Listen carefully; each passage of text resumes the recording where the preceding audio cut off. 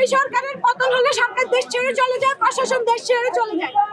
মরে কে? সাধারণ শিক্ষার্থী। আমরা মরতে আসছি, আমরা মরেই যাব, নয়তো আমরা মেরে যাব। আমরা যদি একটা মেধা পড়ে আমরা 10টা কোটা গিলে খাবো। গিলে খাবো মানে গিলে খাবো।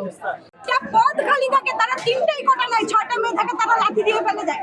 আমরা কেন ঘন্টার পর ঘন্টা ঢাকা ভার্সিটির লাইব্রেরিতে মরে যাচ্ছি?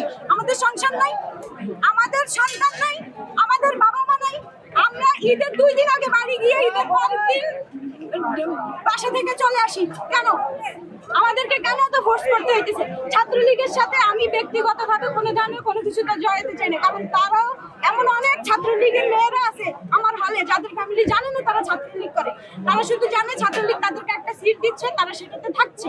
এই মেয়েগুলাকে আমরা যদি আক্রমণ করি, ওদের বাবা আমার মুখ খালি হবে। ওরা আমাদেরকে আক্রমণ করলে আমাদের বাবা আমার মুখ খালি হবে। সরকারের কিচ্ছু হবে না, সরকারের কখনো কিচ্ছুই হয় না এই দেশে।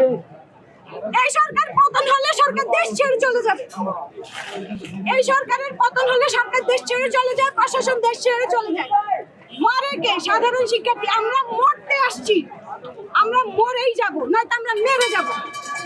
আমরা যদি একটা মেধা পড়ে আমরা 10টা কোটা গিলে খাবো।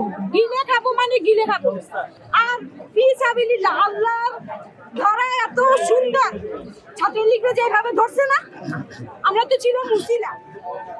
দেশও ধরবে, দেশ ধরবে, এত সহজ না। হারাম হারাম খেয়ে সহ্য করা এত সহজ না।